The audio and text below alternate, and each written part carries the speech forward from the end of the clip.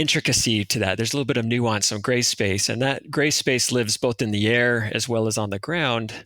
We do envision a future where these drones are moving in a well-planned, in a common way, in something that's predictable, both from the operational planners as well as those people who regulate and care about safety and privacy and those type of things.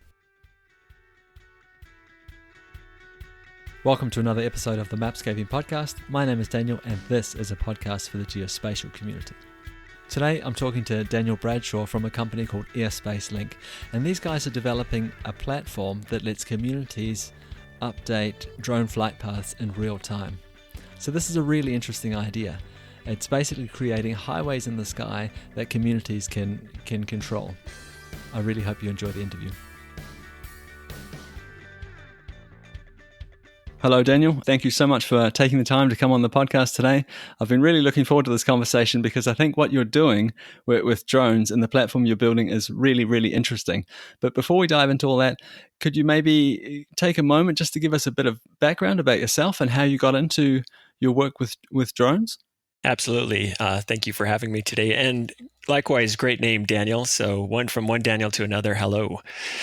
I've been a geothinker and a geospatial problem solver for upwards to 20 years now. My first work out of college was actually with state and local government. And over the past, 20 years of my career, I suppose, it's been either directly in state and local government or consulting with state and local government. So definitely a large background there.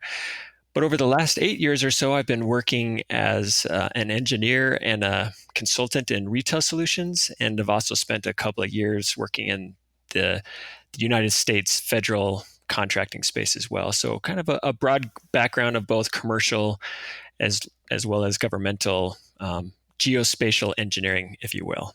Yeah, it sounds like you've moved around a little bit there, but all sort of broadly based around geospatial. So that's good. You fit right in here with this audience. Yeah, absolutely. But what I wanted to talk to you today about was the company that you work for, and it's called AirSpaceLink. This is just a broad overview, but as I understand it, you're building a web platform that's going to sort of help regulate the movements of drones, or provide almost like a set of traffic rules for drones as they move around. Can you say a few more words about that?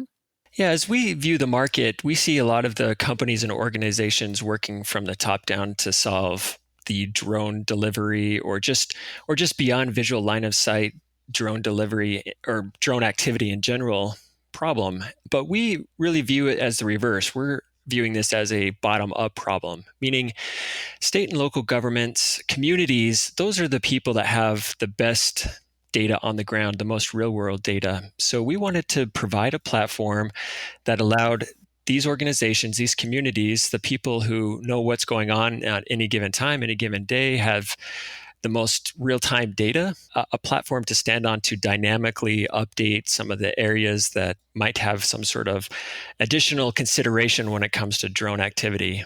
And so we're trying to tackle this both from a real-time and a dynamic map update perspective, as well as a statistical, static, analytical approach as well, so that we can combine the two to provide the best overall view of what's happening on the ground at any given time, so that the FAA can be assured of drone activity is safe, as well as these communities and governments, local governments, can know that drone activity is safe as well. So just to clarify for our listeners, I think what we're talking about here is almost like a set of traffic rules that we can use in the sky. In the same way that our roads and our streets, they have sharp edges that we know where they start and stop. We're talking about building these same sort of rules for drones in the sky, so we know where they are, so we can regulate their movement a little bit. Am I on the right track?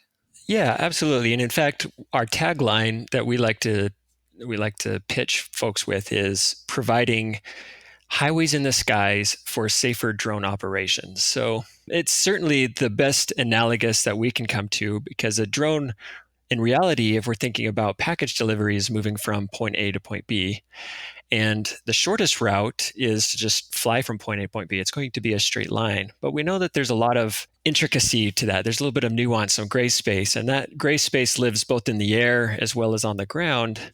We do envision a future where these drones are moving in a well-planned, in a common way, in something that's predictable, both from the operational planners as well as those people who regulate and care about safety and privacy and those type of things. So before we carry on, I just want to say I think it's really interesting when you said earlier about a lot of people are thinking about the drone problem, solving this drone problem. How are we going to deliver packages? Because it feels anyway like we already understand that this is going to be part of the future. It's just a question of when it arrives and what use cases it's applied to. So it feels like we've accepted that. So and everyone seems to be building the biggest, the best, the fastest drone, but you guys really have a bottom up approach. You're starting, well, we need some sort of system. We need to organize this. We need to regulate this in some way. And it's the first company I've ever heard doing that and approaching it like this. But it makes perfect sense that these drones are going to need some rules to operate in the sky. Yeah, that's right. And when we think about traffic management, we know that as a car is driving down the road, when it gets to this point, it turns right. We know that you can't drive against a one-way street and those type of things. So our federal entities, speaking strictly from the United States perspective, the FAA is interested in providing safe commercial flights. But as we move into the beyond visual line of sight aspect, they want to ensure that those same set of rules and safety regulations are adhered to in the air.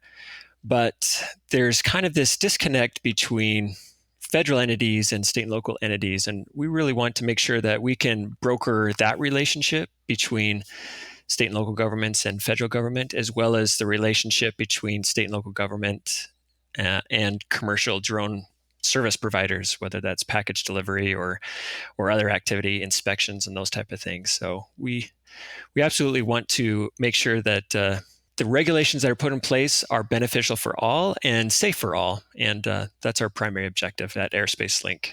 So before we dive into how you make those regulations, how you make those rules, and I guess what we're actually talking about is how you make these dynamic 3D geofences, which are going to, regulate and route drones around the place and change throughout time, of course. I think it's really important to note that you're also talking about communication between a lot of different parties there. So it's one thing to have made these assessments, say you cannot fly here during this time because of whatever, but it's okay to go this way. It's really important to communicate that out to everyone. And we're talking about a lot of different stakeholders in this kind of relationship, I'm imagining. Oh, absolutely. And, in fact, the FAA as a whole is working towards this goal. They have a program known as LANCE, which stands for Low Altitude Authorization and Notification Capability. And historically, authorizations to fly drones or really any sort of aircraft in the air had to go through some sort of approval process. And those approvals could take historically up to 90 days. And the FAA recognized that this really put a hamper on drone innovation, just really innovation overall in this space. And so they've been working towards building a platform that allowed operators to notify the FAA and then receive an approval back within, let's say, 20 seconds. That's the benchmark that I've heard is actually 16 seconds. So definitely a large step from that 90-day window. And so these types of tools and APIs are being put in place at the federal level. And so state and local governments just now need to step up and provide those same types of tools and APIs so that these companies who want to innovate in this space don't feel like they're stepping on any toes, but at the same time, they're also following the appropriate procedures and regulations. And so AirSpaceLink wants to fill that gap for state and local governments because in a lot of ways, these communities don't necessarily have the talent or the capability to administer and manage these type of systems. So that's where we're stepping in to fill that gap. Okay, so if I just try and describe a use case the way I see it. Okay, on one side we have a party that wants to fly a drone, deliver a package. Let's say it's someone who's brought something on an e-commerce website and wants to have it delivered. That said, I realize there are 1,000 other use cases for this kind of thing. But let's keep it simple for now. Okay, so I've brought my package from a company. Now it's up to them to deliver it. So the flying the drone, they would shoot a message over to the state, maybe, ask their system, your system, hey, can I have what's the best route for me to fly from point A to point B? You would reply with an API. You would reply back with some waypoints, I'm assuming, and the drone would fly over there, drop off the package, and fly back. That's the kind of thing we're talking about, isn't it? Yeah, with the addition of one additional step. And so I'll just kind of reiterate your state. That company wants to deliver a package, and so they plan an operation, and that operation needs to be approved both really ultimately at the federal level. And so our objective is to take that state and local government data, wrap an API around it, do some analysis on it, and then take some real-time considerations into play as well. Provide that set of waypoints back to the API, or excuse me, via API, and then allow that user to approve that route, at which point it's submitted to the FAA for final approval. Because ultimately, they're the ones that hold the authority to approve this flight. And so once that is then approved at the federal level, then that is safe to fly, and that operation takes place depending on the time window that it was scheduled for. Okay, so I think we understand now that we have a system that lets us communicate all these different points of data out to these different stakeholders. Now, but I think the interesting thing for the audience listening to this podcast is who decides how these things, how these drones are going to be routed around a neighborhood through a city, for example. They're based on a certain set of rules. What kind of areas, or who's making these rules? Who's deciding where the no fly and fly zones are? Right, absolutely. And, to be frank, that's absolutely a moving target, but we're putting some stakes in the ground and really trying to push the issue forward. And I think as a whole, as we learn and pivot, the community will pivot together. But so I think that's a joint relationship ultimately between, they're the ones that care about how these drones are flying in their communities. The FAA cares about how these drones are flying in the air. And so again, as a relationship broker, so to speak, we want to make sure that all parties are satisfied with the approach that's taken. And we do that by creating a set of analysis on that static on the ground data and then layering in some real-time data. So I guess I would best answer that question by saying ultimately that data is driven from state and local government data. And so they're the ones who are deciding how these drones are flying within their communities. Could you give me an idea of what kind of data might be used in this analysis? Because I'm assuming what we're doing here is we're making a risk analysis. We're looking at different areas, different neighborhoods, and saying, okay, it's okay to fly over there at this time, not okay to fly over there at any time, because who knows why? Because because the risk of the drone falling out of the sky is too great. So we don't want to do that. In the same way that we have roads. Cars can't just drive around through public parks because it's too risky. We've decided cars should be on the roads. So could you give me an idea of what kind of data, what kind of rules, what kind of areas might sort of be considered risky or safe? Yeah, absolutely. And I'll answer that question by giving a recent example. So there's a recent town, the town of Tiburon. I'm not sure what state that's in, but this town has opted to adopt an ordinance that says any of the schools, there are 3 public schools in this particular town, that no drones are allowed to fly within 400 feet of the public schools during school hours. And so those school hours have to be defined. And again, how is it these drone logistic companies know and understand this? They need some sort of platform to know and understand this. But it's not just schools; it's things such as hospitals. Hospitals have a very active airspace. They have helicopters landing and taking off all the time. There are other helipads within a city. News locations, for example, have helipads. But there's also just population as a whole. Where are your dense populations? Where are your light populations? What other type of critical facilities on the ground, such as jails and those type of things? Or are there some sort of rules and regulations that guides the right of way that's on the ground. I know that there's an organization in Michigan in the United States that states that no drone can fly over the right of way of major highways and those type of things. So there's all these different dynamics, and I believe that every community is a little bit different. Some communities will have kind of a baseline of just basic rules and regulations, and other complex communities will have very complex rules and regulations. So taking all those into account play a large role in ultimately making that decision on how that route is generated and ultimately flown. Could you imagine in the future that a government body stepping in and saying, maybe at the state level, maybe at the country level, saying, "Hey, these are the rules. If you're in Utah, you do this. This is considered safe. This is considered too risky to fly over during these certain times," and just having like a standard set of rules, just like we do in terms of road traffic. Absolutely. I think there's going to be some definitely basic guidelines happening at all levels of government. From the FAA, they'll establish a set of basic guidelines, but I don't think they have enough information for what's happening on the ground at any given day or any given time to make that call at a very micro or local level.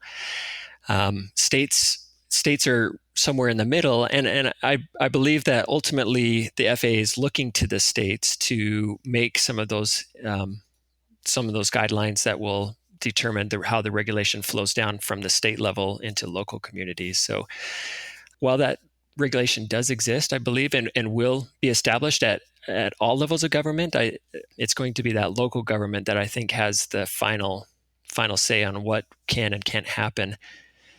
And I would add, just to this point, consider ordinances. And ordinances are passed at a local government level all the time. Noise ordinances, or hours of operation ordinances, or operating this type of machinery within a proximity. There's all kinds of variety and types of ordinances. And so those ultimately, I think, will drive how drones play a part in each unique community.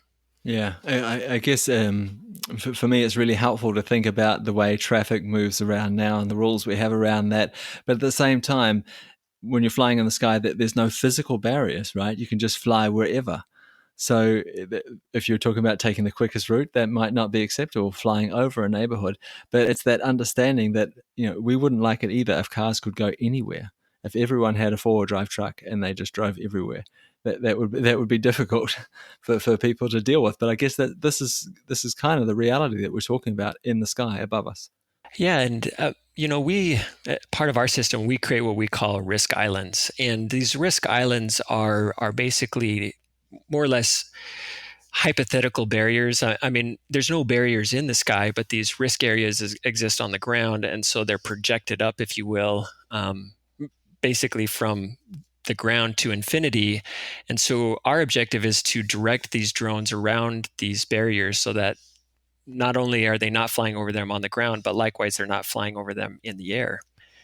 And these barriers also exist at each level of government. The FAA, as part of the LANT system that I discussed earlier, has already defined geographic boundaries known as UAS FM grids. And these grids, as they get closer to an airport, they get closer and closer to the ground, meaning that you can fly from, for example, 0 to 400 feet in uncontrolled airspace. But as you get closer and closer to that airport, those grids push you further and further down, closer to the ground. And so again, there's no physical barriers there, but drone operators need to understand these barriers, and there are rules to help govern this, and it's a requirement for drone operators to understand these things.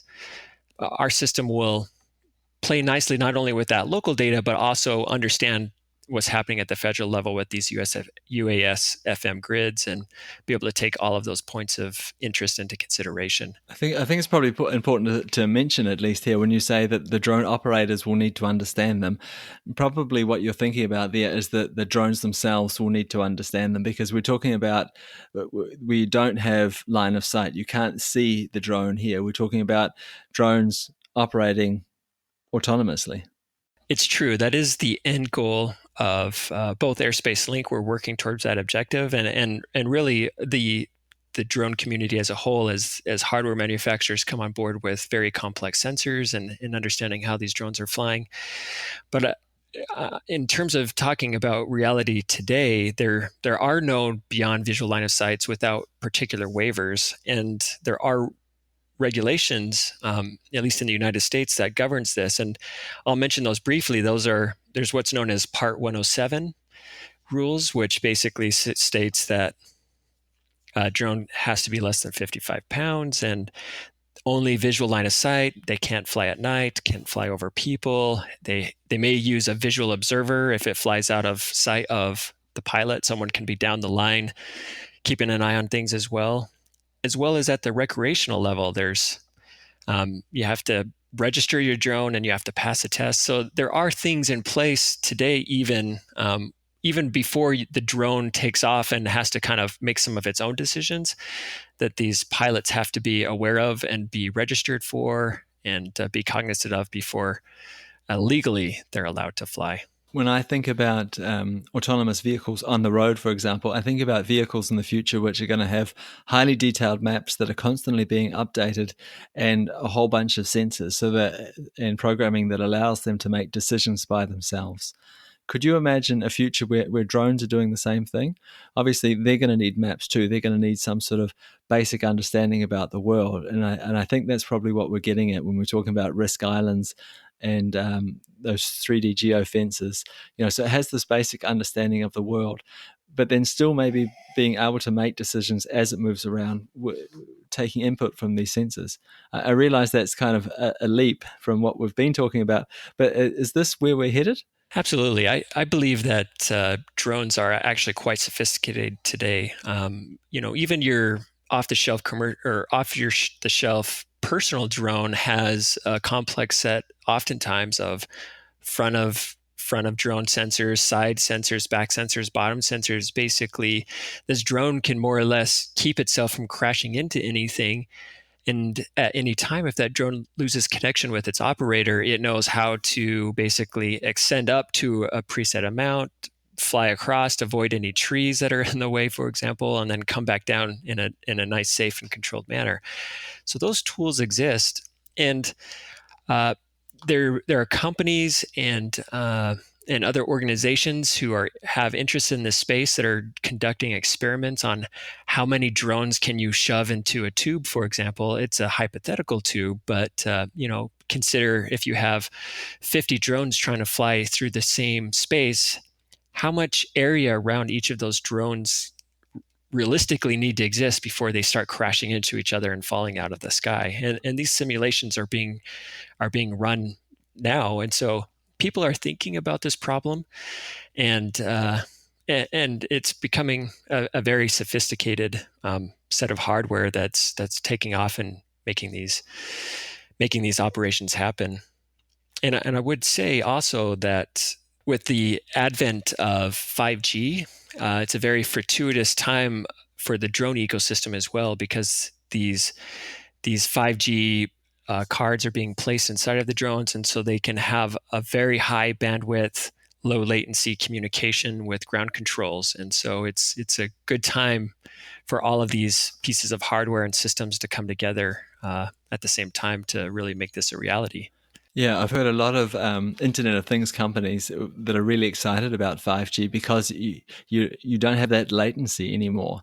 You know what I mean? So then we start to move into a world where things are happening in real time. Yeah, and if we consider the real use case for drones maybe is more of a rural aspect. If, for example, logistically, a delivery company is trying to get a package from maybe a moving home base, a truck itself has a drone taking off, and so they're flying in rural areas or hard to get to from the ground. There's definitely some challenge there from 5G as it gains acceptance and exposure across all of these developing nations with this technology. But certainly it has high applicability in terms of these these high density areas that really need a strong communication with ground control systems. I want to sort of carry on with that just for a second and talk a little bit more about what's going to happen in the future and where we're going with this.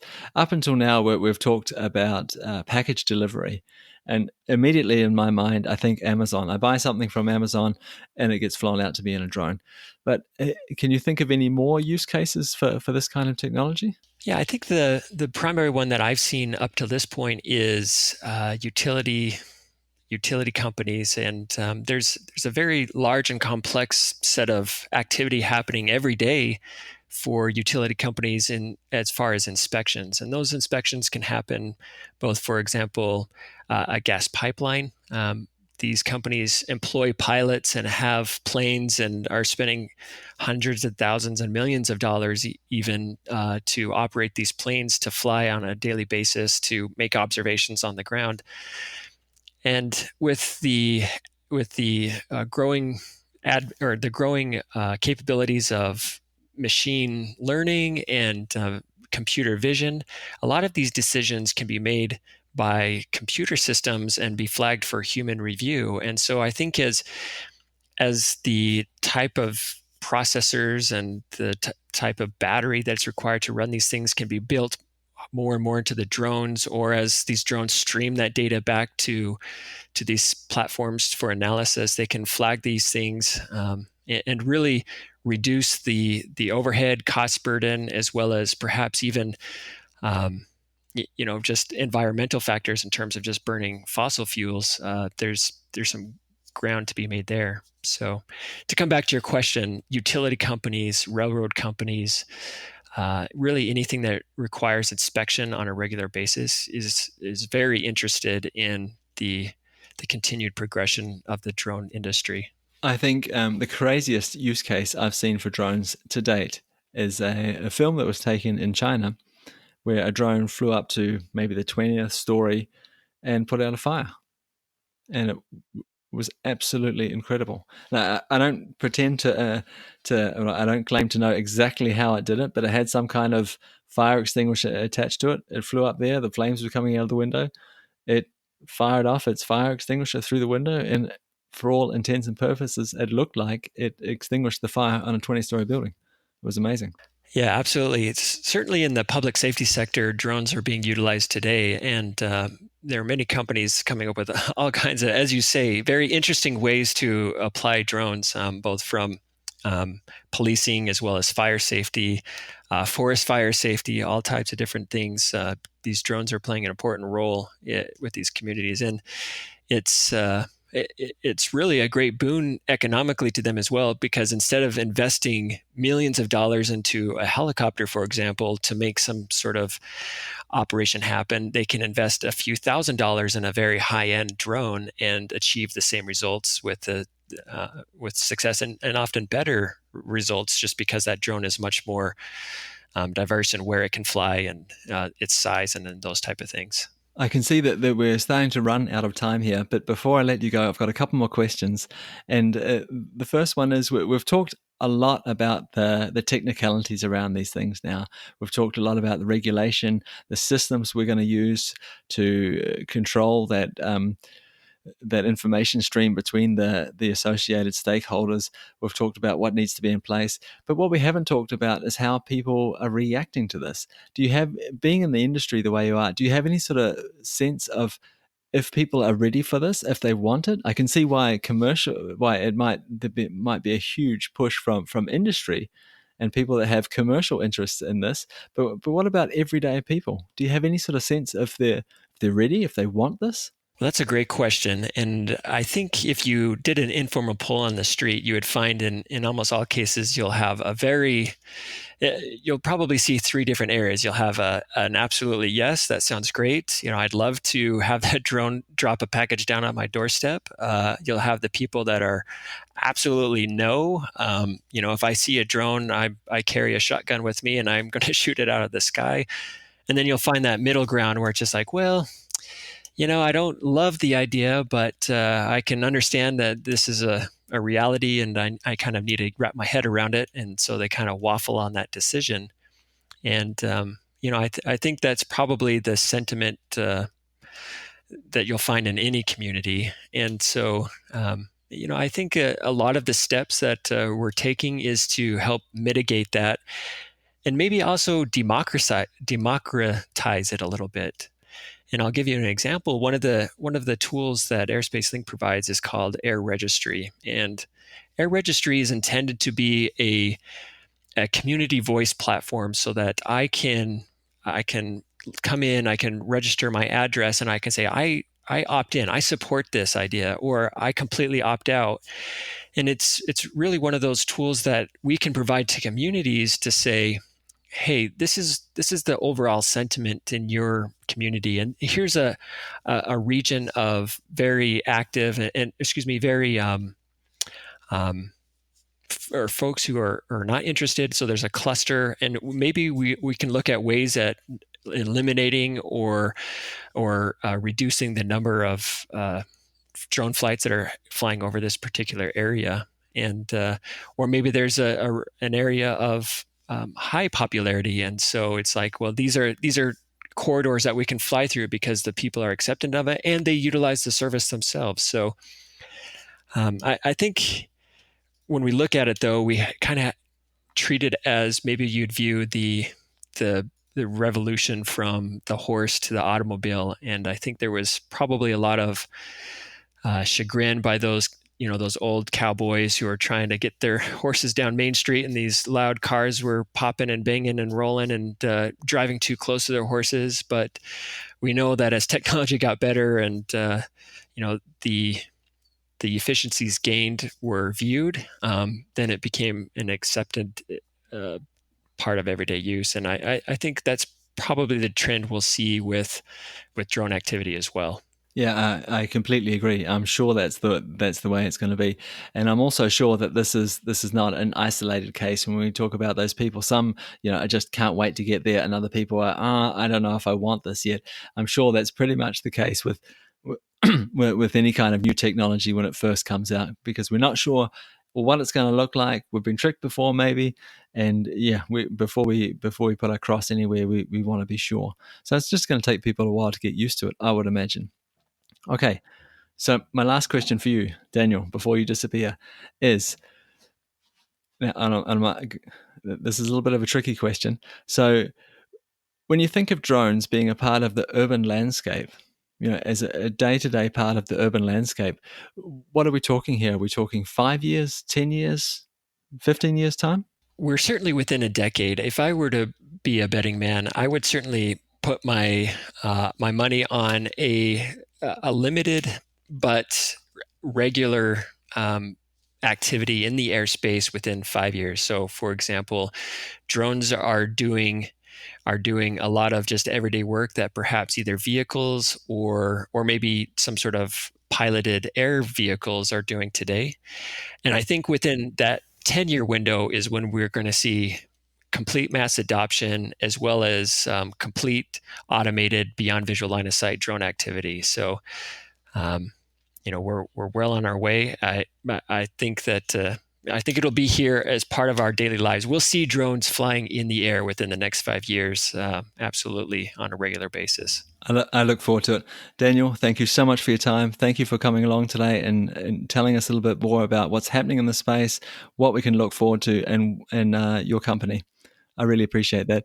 But before we say goodbye, where can we go to follow along and learn more about your work? Absolutely. Well, you can find AirSpaceLink at our web address, http airspacelink.com. And we provide links and tools also to our air registry product, which I mentioned earlier. So if you have a need or a desire to add your voice, we'd love to have that. And we use that as a way to democratize this with local communities. So visit us on the web and follow us on all our other social media channels. You'll just find us by searching for AirSpaceLink. Thank you so much. Really appreciate it. Alrighty. Thank you. Take care. And that's the end of another episode of the Mapscaping podcast. My name is Daniel, and I'd really like to thank you for tuning in again this week. It's much appreciated. I'd also like to take the time to remind you that if you would like to reach out to me for whatever reason, you'll find a few useful links in the show notes. I'd love to hear from you. See you next week. Bye.